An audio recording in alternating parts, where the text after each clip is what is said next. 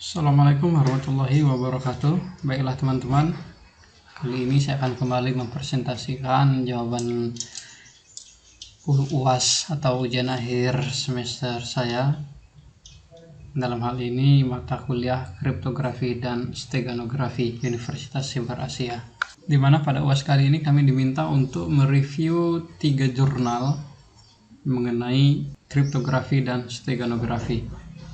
Adapun jurnal yang pertama yaitu jurnal yang berjudul Advanced Encryption Standard, ditulis oleh Aditya Rahmatullah, Yurika Permanasari, Erwin Harahap. Dalam jurnal ini membahas tentang algoritma kriptografi yang menjadi standar algoritma enkripsi kunci simetris pada saat ini dan proses penyandian Advanced Encryption Standard. Tujuan dalam penelitian ini adalah yang pertama untuk memahami proses penyandian dengan Advanced Encryption Standard, yang kedua untuk mengetahui penerapan algoritma kriptografi AES pada file teks, yang ketiga untuk dapat merancang dan menggunakan program pengamanan data teks metode kriptografi AES dengan menggunakan Graphical User Interface MATLAB. Dan dari bahasan jurnal yang kami review dapat disimpulkan pada data teks proses enkripsi dalam algoritma kriptografi AES 128 bit atau satu blok plain text terlebih dahulu dikonversi menjadi kode ASCII dalam bilangan heksadesimal dan dibentuk sebagai matriks bit berukuran 4x4 yang disebut state. Proses enkripsi pada AES 128 merupakan transformasi terhadap state secara berulang dalam 10 ronde. Data yang diproses pada setiap ronde berupa data binar. Setiap ronde AES membutuhkan satu kunci hasil generasi kunci dan menggunakan 4 transformasi dasar, yaitu subbyte, shift row, mixed column, dan adron key.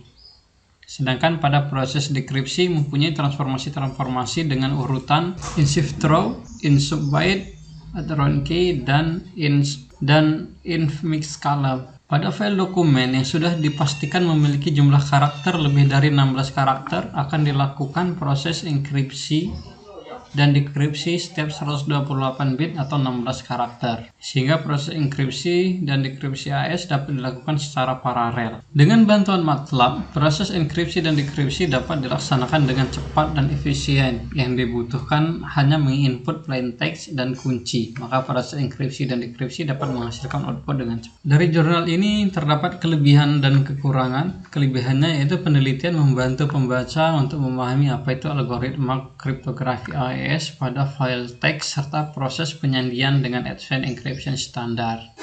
Sedangkan kekurangannya belum dijabarkan dengan luas dan sebagai pemula akan bingung memahami isinya, dan juga tidak dituliskan metode dan hipotesis penelitian sehingga pembaca kurang memahami penulis dalam penelitian ini menggunakan metode apa. Sedangkan jurnal yang kedua berjudul Steganografi dalam File Citra menggunakan fungsi khas dan metode MLSB, ditulis oleh Alifin Yuniarto, Eko Budi Cahyono, dan Agus Eko Minarno. Dalam metode penelitian ini akan menjelaskan bagaimana skema yang akan dirancang berdasarkan beberapa algoritma yang akan digunakan, yang nantinya bertujuan bagaimana kecocokan algoritma penulis untuk proses enkripsi dan dekripsi serta memenuhi aspek keamanan pada gambar.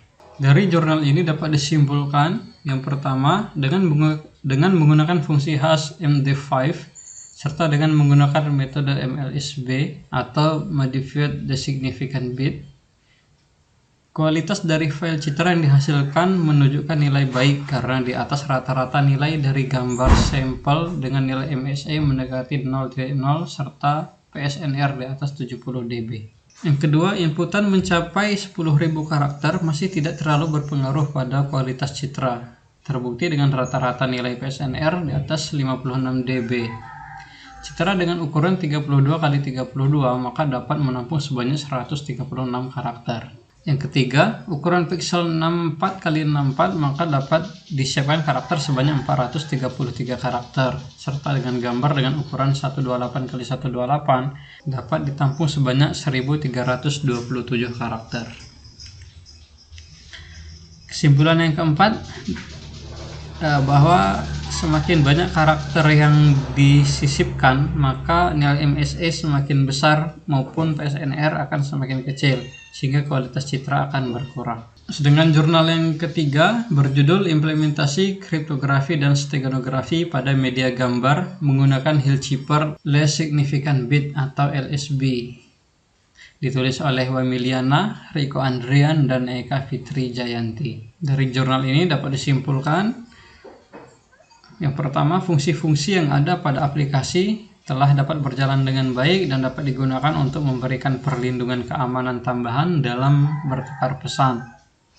Yang kedua, metode Hilschiper yang dimodifikasi adalah metode yang baik untuk menyamakan informasi, karena pesan asli dengan pesan yang telah dienkripsi terlihat sangat berbeda. Yang ketiga, pesan yang disampaikan dapat dikembalikan lagi tanpa mengurangi atau menambah isi pesan. Dan yang keempat, metode LSB adalah metode yang mengganti bit-bit terakhir pada piksel gambar, sehingga antara stego objek dan cover objek terlihat sama, namun dapat ukuran file bertambah. Demikian presentasi saya kali ini.